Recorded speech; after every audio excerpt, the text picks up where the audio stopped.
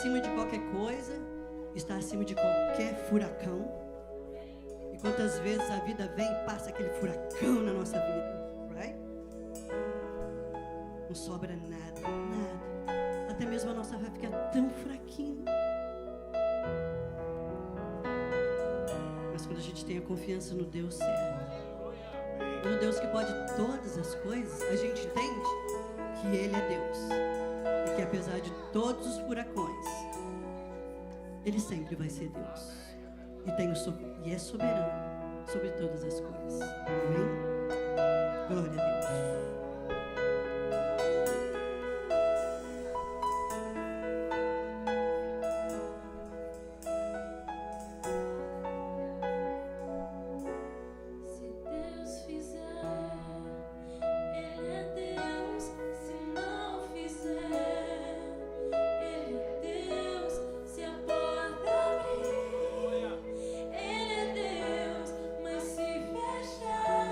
Continua sendo Deus.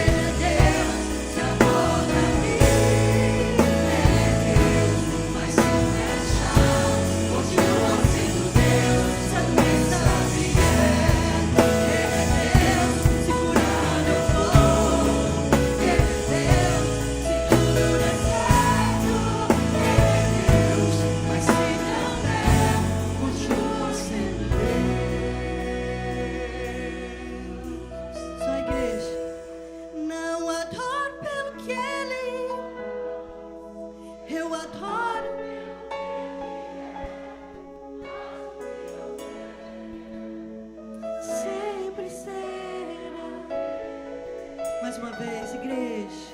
Eu adoro pelo que Ele é. Eu adoro pelo que Ele é. Sempre será Deus. Aleluia. Louvado seja o nome do Senhor. Amém, igreja. Que a alegria do Senhor seja a sua força todos os dias da sua vida. Eu estava orando ao Senhor e, como toda filha, eu peço. Quem não pede? Você pede? Eu peço muito. Mas no momento que eu estava pedindo ao Senhor, Ele falou para mim: a minha alegria é a sua força. A minha alegria é a sua força. Então você continue adorando ao Senhor. A sua força vem do Senhor. E a Ele toda a honra, toda a glória. Não importa, irmãos, como o vento, como o barco esteja, a Ele toda a honra e toda a glória.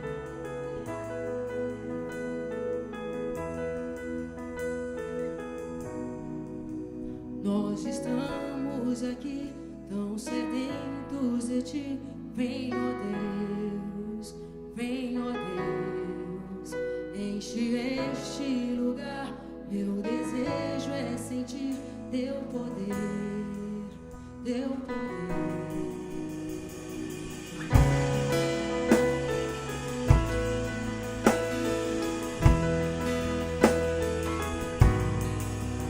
Nós estamos aqui tão sedentos de Ti. Vem, ó Deus, enche este lugar. Meu desejo é sentir Teu poder, Teu poder.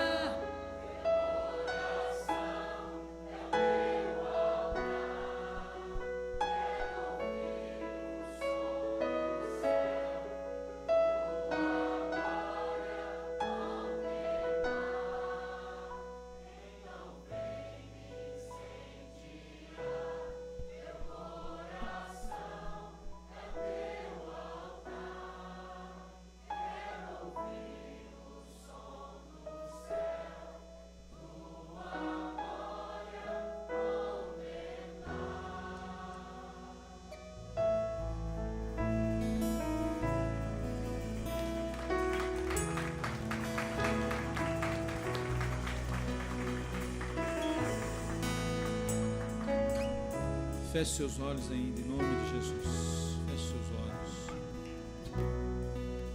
Nós estamos na presença de Deus. Você não veio assistir um culto, você não veio assistir um espetáculo, você não veio assistir um grupo de louvor, você veio fazer um culto. Eu vim fazer um culto. E é isso que estamos fazendo, é isso que você está fazendo, fazendo um culto a Deus, de adoração, de louvor, que começa em casa e continua aqui. Queria que você declarasse mais uma vez essas últimas frases, mais uma vez de coração, mais uma vez dizendo: Senhor, eu estou aqui para me entregar. É uma oração. Faça essa oração, vamos fazer juntos essa oração em nome de Jesus. Em nome de Jesus, em nome de Jesus. Abra o seu coração e diga para Deus: eu estou aqui, Senhor, incendeia meu coração. Então vem me incendiar, vem me incendiar, Senhor, enche meu coração, enche meu coração. Eu quero ouvir o som do céu, tua glória contemplar. Em nome de Jesus, em nome de Jesus, em nome de Jesus. então vem me incendiar meu coração, é o teu altar. Quero ouvir o som do céu, tua glória. Declara essa verdade. Te adoramos, Jesus. Vem, incendiar meu coração. acendemos com teu Espírito Santo, com teu Espírito Santo. Em nome de Jesus, em nome de Jesus, em nome de Jesus, em nome de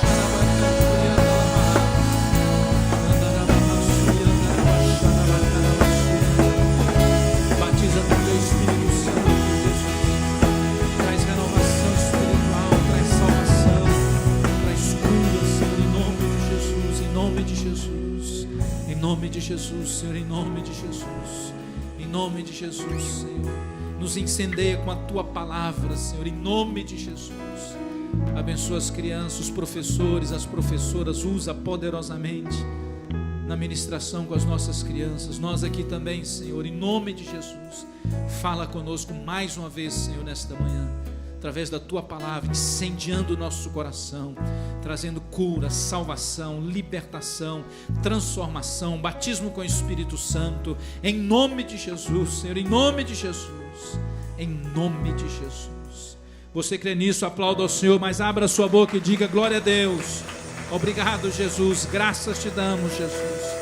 Obrigado, Senhor, glória a Jesus. Glória a Deus, aleluia, graças a Deus. Pode se assentar com alegria. As crianças podem ir para o ministério infantil. Glória a Deus. E abra sua Bíblia no Evangelho de João, capítulo 14. Glória a Jesus. Crianças pré-adolescentes, 11 e 12, aqui nesta classe do lado aqui. As demais nas outras classes. Glória a Jesus. Quem está alegre com Jesus, diga bem forte: amém. Amém. Glória a Deus. Hoje à noite, lembrando, 7 horas, temos um grandioso culto aqui dos jovens e todos nós, as mulheres, estarão vindo do retiro e estarão finalizando aqui com um grandioso culto em nome do Senhor Jesus. Evangelho de João, capítulo 14. Nós estamos começando hoje a segunda semana da nossa campanha, 180 graus de volta ao primeiro amor. Esta campanha de 40 dias, tem imagem lá? A campanha de 40 dias de oração, de jejum, de palavra de Deus, de grupos familiares com o tema. E tem um livro, né, que foi escrito pelo pastor Marcos, que está lá fora, você pode levar um. Estamos distribuindo gratuitamente, claro que, né, pedindo para nas ofertas aqui você dar voluntariamente uma oferta. Mas nesta campanha, voltando ao primeiro amor, lembrando que é um texto bíblico, Apocalipse, né, fala sobre isso, Jesus falando para a igreja voltar ao primeiro amor. E voltar ao primeiro amor, a base é Jesus. Jesus é o nosso primeiro amor, amor inicial, amor no meio, amor no fim de todas as coisas, que não vai ter fim, este amor. E aí, cada semana é um tema sobre Jesus, um propósito para a minha vida, ou seja, por que Jesus veio. Essa semana começa os 7 eu sou de Jesus, que ele declarou eu sou. Na terceira semana, o coração de Jesus, depois a mensagem de Jesus, depois as 7 declarações de Jesus na cruz, e a última semana, a sexta semana, a despedida de Jesus. O tema de hoje, e começa hoje, né, a leitura devocional, você faz a leitura, ora, lê os textos bíblicos, e esse tema, os 7 eu sou de Jesus. Eu não vou falar de cada um deste eu sou, porque estaremos lendo na semana. Mas orando e buscando a Deus orientação para essa mensagem, eu quero dar ênfase num ponto desta leitura, né, de um desses devocionais, que é parte da nossa mensagem. E aí eu quero ler com você 1 João capítulo 14. E o versículo que nós vamos ler, que é bem conhecido, a gente sempre está lendo, citando esse versículo, é o versículo 6. Mas começando no 5, disse-lhe então Tomé, Senhor, não sabemos para onde vais. Como então podemos saber o caminho? Esse negócio de caminho na Bíblia, para os judeus, a gente tem que sempre lembrar isso, quando a Bíblia é escrita, ela é escrita, ou quando as pessoas falam, num contexto judaico. E os judeus tinham muito essa questão de o caminho que levava para Deus. E no coração deles, na mente deles, na teologia deles, no culto deles, o caminho que levava para Deus era, vamos dizer assim, resumidamente, e aí a gente vai falar, né, isso, era o templo, ou antes do templo, era o tabernáculo, que manifestava a presença de Deus. E tinha esta expressão e tinha esta crença, né, o caminho. O que leva a Deus? E aí Jesus respondeu, diga, eu sou o caminho, a verdade e a vida. Aí ele continua dizendo, ninguém vem ao Pai a não ser por mim. Deixa sua Bíblia aberta aí. E aqui, você sabe disso, né? O normal seria dizer, né, eu sou o caminho, a verdade e a vida. Ninguém vai ao Pai a não ser por mim. Mas, intencionalmente, Jesus disse, ninguém vem ao Pai a não ser por mim. Por quê? Porque ele, a própria, lá em Hebreus 1 diz, a própria expressão, a própria imagem do Pai, o próprio representante do Pai. Indo a Jesus, você está indo ao Pai. Então, você não precisa ir a Jesus para, né, ir lá longe no Pai. Não, você chegando a Jesus, você já está indo ao Pai, porque Ele nos leva ao Pai, a Deus. Por que isso? Porque estávamos separados de Deus, inimigos de Deus. E aí, mas por que falar 40 dias de Jesus? Aí, por que não? Se Jesus é a principal personagem, é a única razão nossa de estarmos aqui, de sermos filhos ou filhas de Deus. Mas uma outra coisa é, o quanto mais você conhece uma pessoa, duas coisas acontecem. Quanto mais você conhece alguém, o caráter da pessoa, a personalidade da pessoa, o temperamento da pessoa, né, as manias da pessoa, os desejos da pessoa, quanto mais você conhece alguém, duas coisas vão acontecer. Ou você se aproxima mais, ou você se afasta. Ou, não, nem uma nem outra, eu fico no meio. Meio neutro é afastar, porque você não está aproximando. Quanto mais você conhece alguém, ou você se aproxima, ou você se afasta. Agora, quando você se afasta de alguém, ou alguém se afasta de você, talvez nem sempre é porque a pessoa é ruim. Por exemplo, Você é salvo em Jesus, é crente, tem caráter, não mente, né? Não mente para o patrão que você fez 50 horas quando você fez 40, não é isso? Você, né, não engana o patrão, alguém vem e pede para você enganar, você diz, não vou fazer essa coisa errada. Não, você tem caráter, você é filho de Deus, você não compartilha com as coisas erradas do mundo. Por causa disso, às vezes, algumas pessoas vão se afastar de você, sim ou não? Mas o contrário é verdadeiro. Você é filho de Deus, servo de Deus, você fala de Jesus, você é sincero, você tem, né, um bom caráter, um caráter cristão. Isso também atrai pessoas para você. As duas coisas acontecem. Isso atrai pessoas para querer conversar com você, para querer saber o que é isso que você tem. E isso que você tem é Jesus. Agora, por outro lado também, a pessoa é um mau caráter, é ruim de roda, é cabra ruim mesmo, a pessoa mente, engana, te perturba, a tendência é o quê? Você se afastar daquela pessoa. Ou tem gente que gosta de se aproximar, porque, né, da mesma turma. Agora, eu só estou dizendo isso, que as duas coisas podem acontecer com Jesus. Quanto mais você conhece Jesus, ou você se aproxima mais dele, ou você acaba se afastando. Aí você, não, Jesus, ninguém se afasta de Jesus. Não.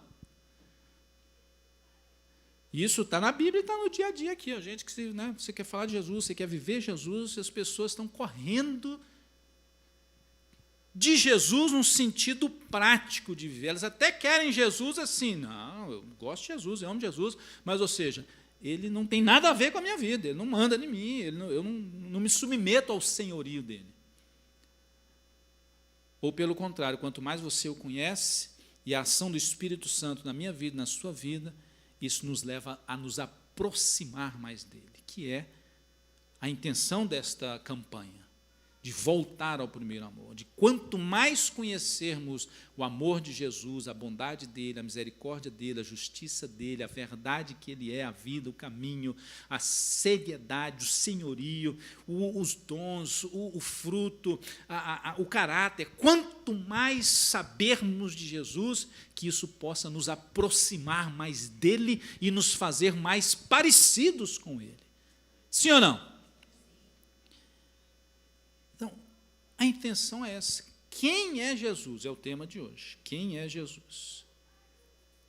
E ele disse, aqui, né, na leitura, vai ter 7 declarações de Jesus, eu sou, eu sou, eu sou.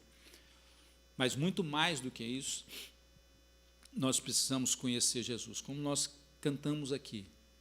É independente do que ele faz. Eu mencionei aqui na escola dominical, eu sempre cito isso para te incentivar a vir à escola dominical também, sobre esta questão. Não é pelo benefício das bênçãos, das vitórias, apesar das lutas e dificuldades, que a gente serve a Deus, que a gente adora a Deus, mas é pela pessoa que Jesus é. Ele pode curar, ele continua sendo Deus. Ele pode não curar, ele continua sendo Deus. Ele pode te abençoar, ele continua sendo Deus. Ele pode, de repente, na sua mente, não estar sendo abençoado, mas ele continua sendo Deus.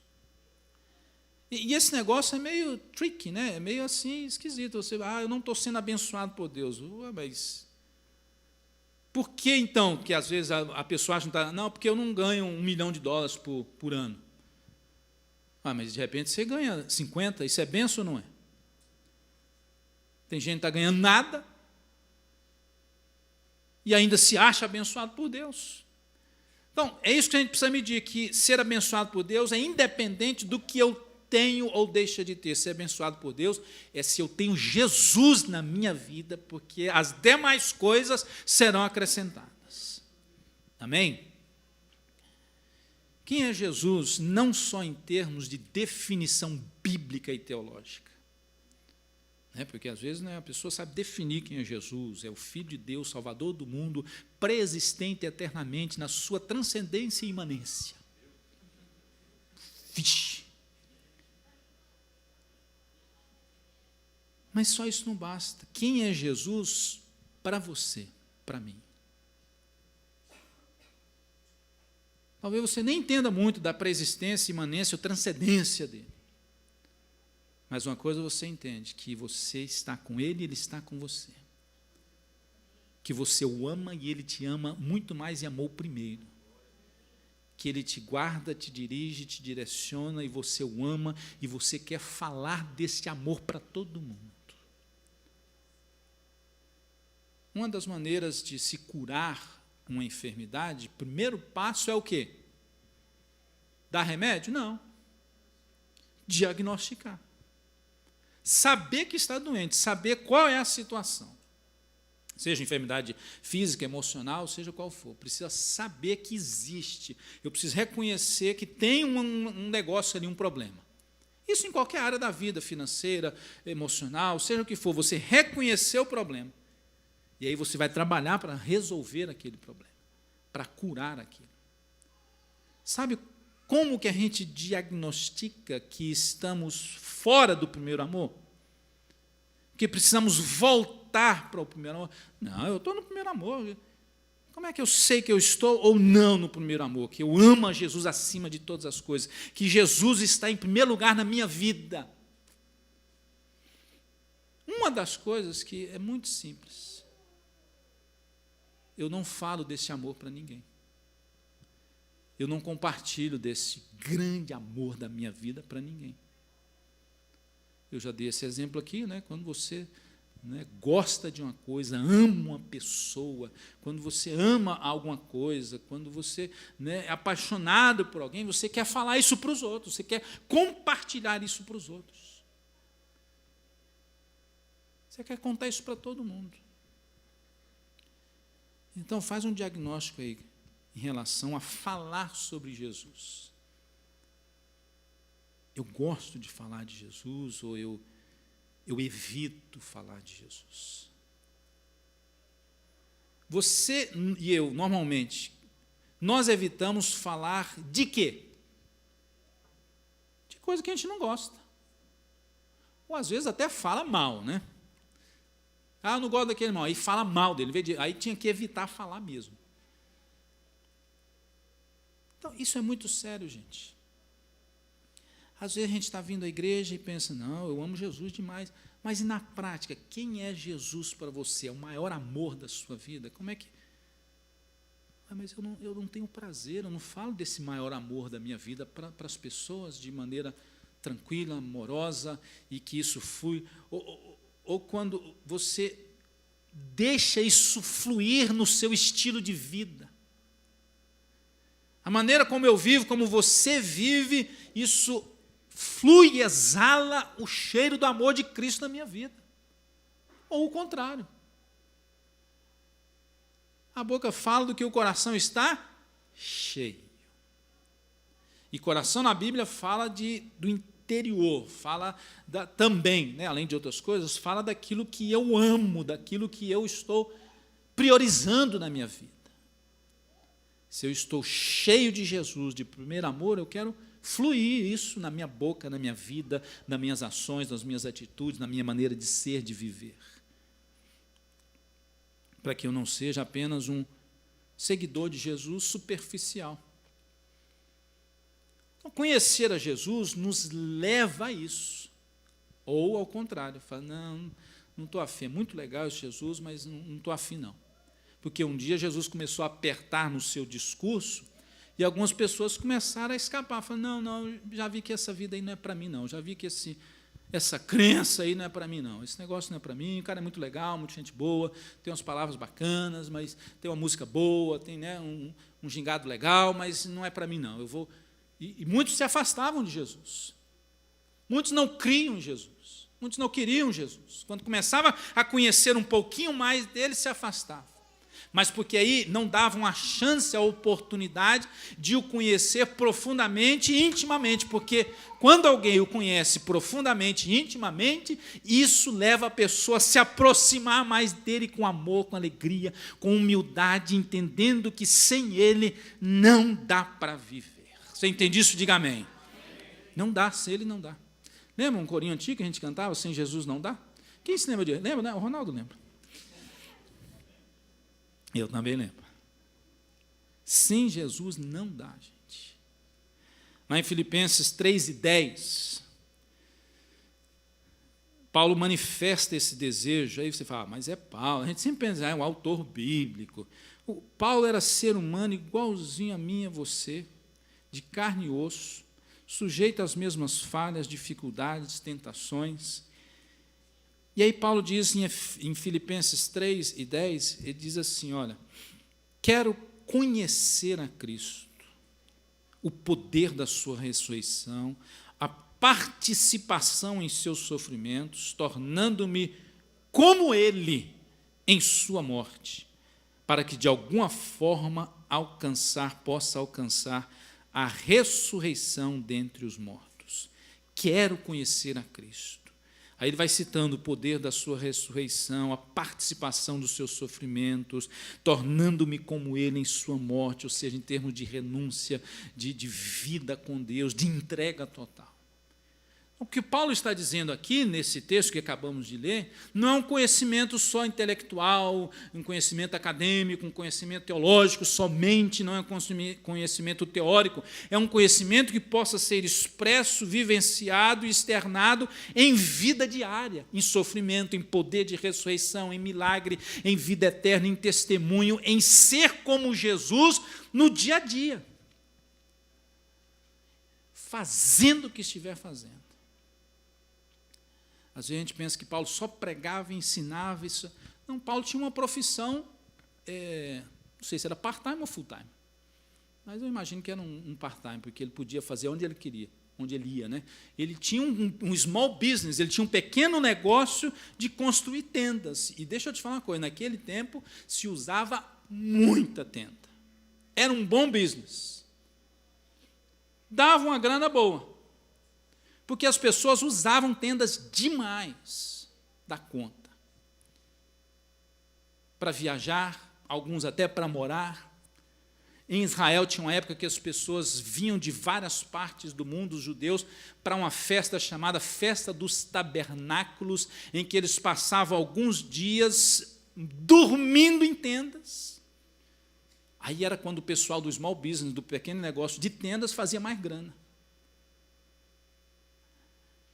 E aí, ele ministrava, pregava o evangelho, fazia a obra de Deus, e ele andava, era preso, ia de navio, fazia um monte. Eu estou dizendo tudo isso porque em tudo que ele fazia, ele está dizendo, eu quero conhecer a Cristo e viver esse Cristo fazendo o que eu estiver fazendo.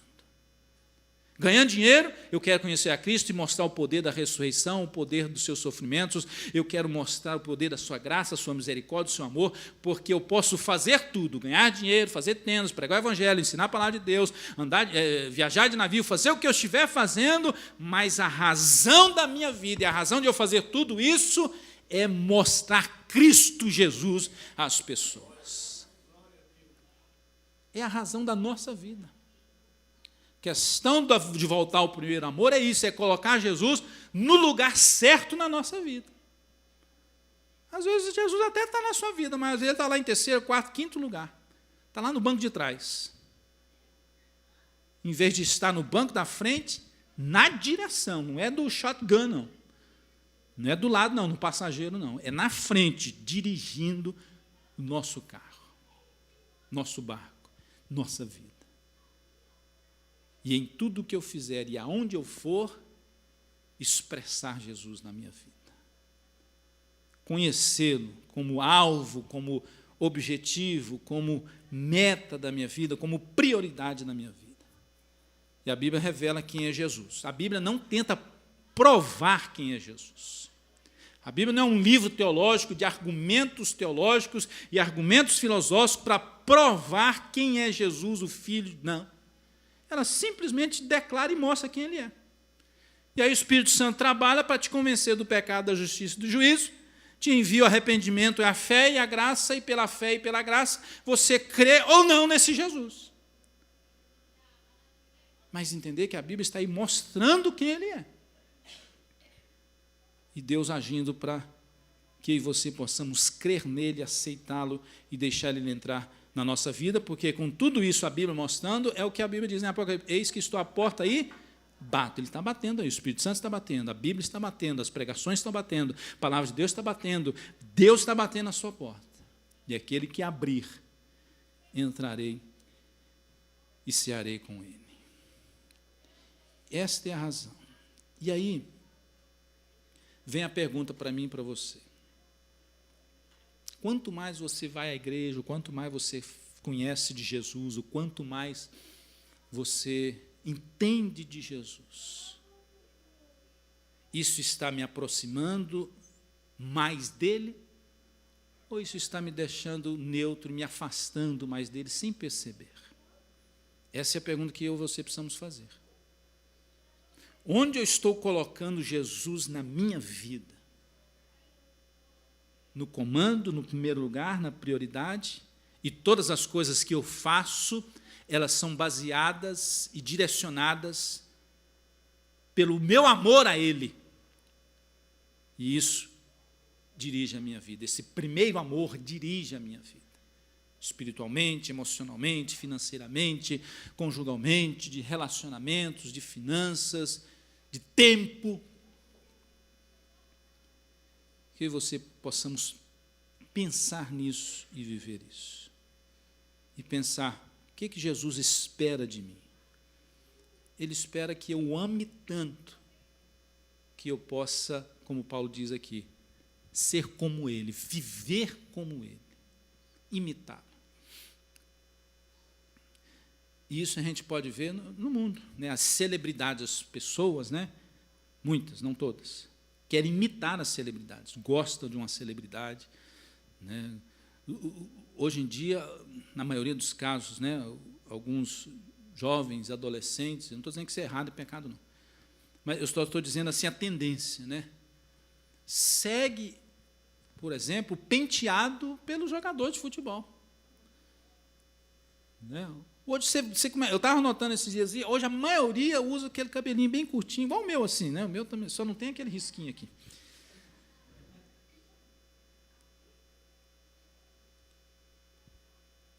Isso é coisa normal, mas eu estou dizendo que a gente, às vezes, segue a tendência de alguém que a gente gosta. Você começa a conviver com uma pessoa que gosta de jogar tênis. Você começa até a gostar daquele trem. E assim por diante. Quanto mais eu convivo com Jesus, eu conheço Jesus, eu me aproximo, eu quero me aproximar mais dele e compartilhar ele para os outros, e quero me parecer com ele. Jesus disse lá em João 13, 13 e 14, olha só, vocês me chamam mestre e senhor. O que é mestre e senhor? Aquele que ensina e aquele que eu obedeço. Aquele que me ensina e aquele que eu o obedeço. E vocês dizem bem isso, porque eu sou mestre e senhor. Ora, se eu, sendo o Senhor e o Mestre, vos lavei os pés, também vocês devem lavar os pés uns dos outros. Isso foi na ceia. Jesus se viu na ceia, de repente ele pega uma bacia e começa a lavar os pés dos discípulos. Pedro falou, não, Deus me livre, você não vai fazer isso comigo, não. Aqui a gente tem que estar servindo o Senhor. Deus, não. Se eu, sendo o Senhor e Mestre, faço isso, o que eu estou ensinando? Que vocês vão e façam o mesmo. Façam a mesma coisa, ou seja, sirvam as pessoas. Sirvam as pessoas como eu servi e estou servindo. E aí Jesus disse aí, onde nós lemos, voltando para João 14 e 6, o pastor Márcio até citou isso na semana passada, mas não foi o tema dele. Respondeu Jesus, eu sou o caminho, a verdade e a vida, ninguém vem ao Pai a não ser por mim. Esta é uma linguagem da teologia judaica que Jesus está falando. Os judeus entendiam muito bem o que Jesus estava falando, tanto é que, por isso, eles se escandalizavam com algumas expressões de Jesus. Quando Jesus dizia, eu sou, Jesus está usando uma terminologia que só Deus usava, eu sou. E aí, quando ele acrescenta o caminho, a verdade e a vida, ele está usando uma terminologia da teologia judaica, se referindo ao tabernáculo, que era o lugar da adoração a Deus, que depois foi feito o templo. Que o tabernáculo, se usava essa linguagem para o tabernáculo, falando o que nos leva a Deus? O caminho, a verdade e a vida. E aonde isso está representado? No tabernáculo. E eu queria rapidamente, 2 minutos, mostrar um vídeo para você. Pode soltar aí. Nesse vídeo eu vou dar algumas explicações. Não precisa apagar a luz não, porque a gente vai dando algumas explicações aqui bem rápidas, e aí já começamos a terminar com essas.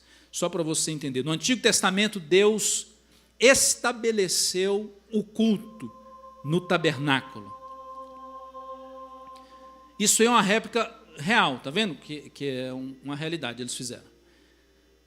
Dentro desse cercado branco, né, e aí era a porta da entrada. E ao entrar, dá pausa aí para mim. Entrar ali, só entrava os sacerdotes. Eu, você, o povão, não podia entrar ali não, ficar do lado de fora. A pessoa ia oferecer um sacrifício, uma oferta a Deus, tinha que, do lado de fora, o sacerdote ia lá fora e recebia a oferta da pessoa. A pessoa confessava os seus pecados, dizia o que era e tudo, dava o recado. O sacerdote, que era o intercessor, que era o representante de Deus, pegava aquela oferta e entrava no chamado átrio, que é esse pátio, que era também chamado de o caminho, ou seja, o caminho que te leva para Deus. Nesse caminho, pode soltar, tinha um altar do holocausto, onde os sacrifícios eram oferecidos, e depois, você vai ver lá atrás, uma pia para lavar as mãos. O altar do holocausto, com essas pontas que Deus mandou colocar, de bronze, e ali queimava-se as ofertas, os animais que eram sacrificados, mortos lá fora, e eram levados para dentro, derramado o sangue era espargido, e tudo isso aí foi feito por ordem de Deus, e ali em cima, né, era colocado fogo, e era queimado e oferecido a Deus, era espargido sangue, que era o símbolo, né, do perdão. E esse aí é o pátio, ou chamado átrio também, que era o caminho que levava lá para dentro do tabernáculo em si. Ali essa pia, onde se lavava a mão, para depois entrar naquela tenda, naquele tabernáculo. Os sacerdotes lavavam a mão mesmo, não era só molhar o dedinho, não. Ali é porque, né, a representação era para lavar mesmo. Dá pausa aí. Ali, na realidade, eram 4 colunas, mas, ok.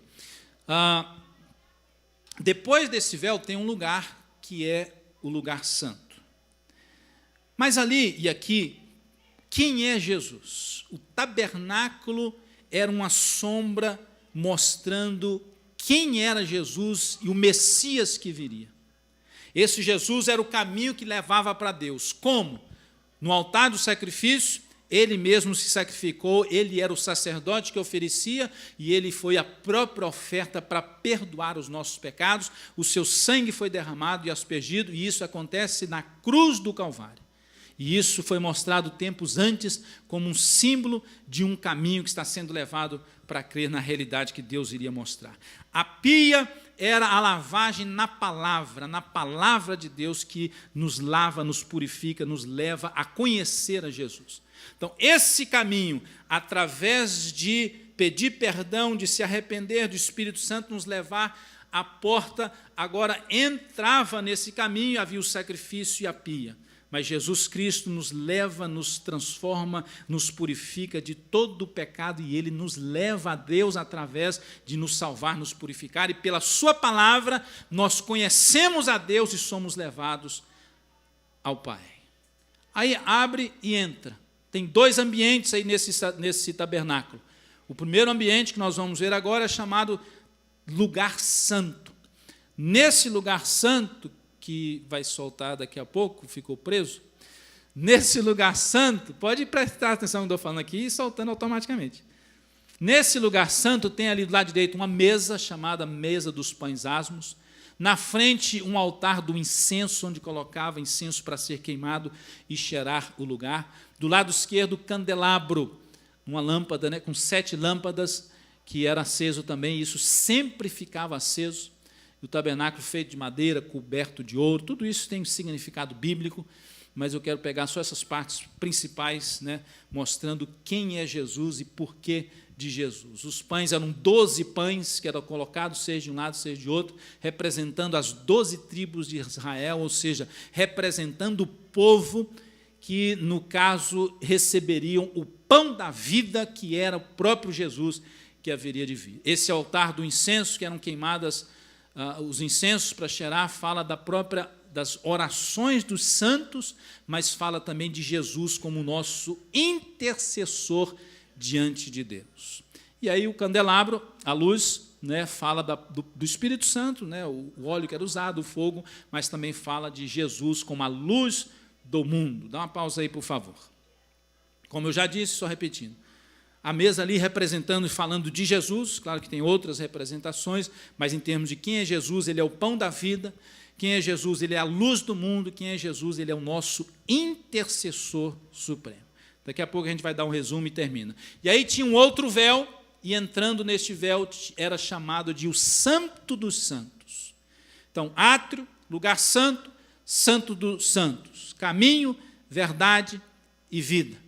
Ali estava a arca que representava a presença de Deus. Essa tampa era chamada de propiciatório, tinham 2 querubins que, na realidade, tocavam suas asas. Lá dentro tinha as tábuas da lei, a vara de Arão que havia florescido e um pote com o maná que havia descido do céu. Isso tudo aí representava a presença de Deus. Uma vez no ano somente, o sumo sacerdote, dá uma pausa aí agora, o sumo sacerdote entrava naquele último lugar, Santos dos Santos, uma vez no ano o sumo sacerdote, com a cordinha amarrada aqui, com os sininhos, porque se ele morresse lá dentro por algum pecado, alguma coisa, então aí o sininho parava de balançar e eles puxavam ele, porque ninguém podia entrar lá. Deus mandou fazer esse tabernáculo, e aqui falando especificamente, além de outras representações, quem é Jesus? Quando Jesus diz, eu sou o caminho, eu sou a verdade, eu sou a vida, ninguém vem ao Pai a não ser por mim. Os judeus estão entendendo que Jesus está se referindo ao tabernáculo, depois ao templo, de que ele é agora esse tabernáculo que chegou. Que as pessoas ficavam do lado de fora e o sacerdote ia levar o sacrifício para Deus. Mas agora, na nova aliança, este Jesus nos pega e nos leva e nos perdoa, porque ele fez o sacrifício, e ele nos lava com a sua palavra, e nos leva pelo caminho para nos encontrar com Deus, e nos leva para o lugar santo, que é a verdade de que ele é o pão da vida, a verdade de que ele é o nosso único intercessor, a verdade de que ele é a luz do mundo. E ele nos transforma por esta verdade, ele nos conscientiza que essa única verdade é que nos leva para Deus. E ele nos leva para o lugar do Santo dos Santos, para revelar a presença, a misericórdia, a graça, o amor de Deus, a vida de Deus, a palavra de Deus, a vontade de Deus nas tábuas, a vida de Deus, o amor de Deus, tudo que Deus quer para nós, ele nos leva ao Santo dos Santos, ao nosso Deus. Não é mais só uma intercessão do lado de fora que o sacerdote levava a oferta lá dentro, mas agora o próprio Jesus nos leva diante de Deus, e eu e você precisamos entender que ele é o único caminho, verdade e vida para a minha vida e para a sua vida. Você pode dizer amém? Fique em pé em nome de Jesus. Para você ver o quanto que a Bíblia tem para nos ensinar. Isso aqui foi só uma passagem assim de 5, 6 minutos, para você entender o quanto é importante e o quanto precisamos valorizar o que Deus fez por nós através de Jesus. Quem é Jesus? Ele é o caminho, ele é a verdade, ele é a vida, e sem ele nada podemos fazer. E é nele que nós vamos ao Pai, que estamos no Pai, é em Cristo Jesus. Feche os seus olhos em nome de Jesus. Feche os seus olhos.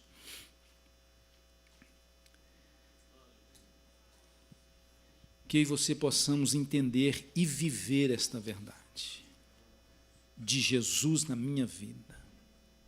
Eu preciso de Jesus, porque é Ele que me leva a Deus, Ele que morreu por mim, Ele que me lava com a sua palavra, é Ele que é o pão da vida, é Ele que é o meu único intercessor, é Ele que é a luz do mundo para me guiar, é Ele que é a verdade, é Ele que é a vida, é Ele que é a vontade de Deus para a minha vida, é Ele que me leva na presença íntima de Deus, no Santo dos Santos, que produz vida.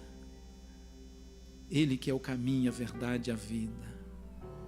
Nesse átrio, nesse lugar santo, nesse santo dos santos.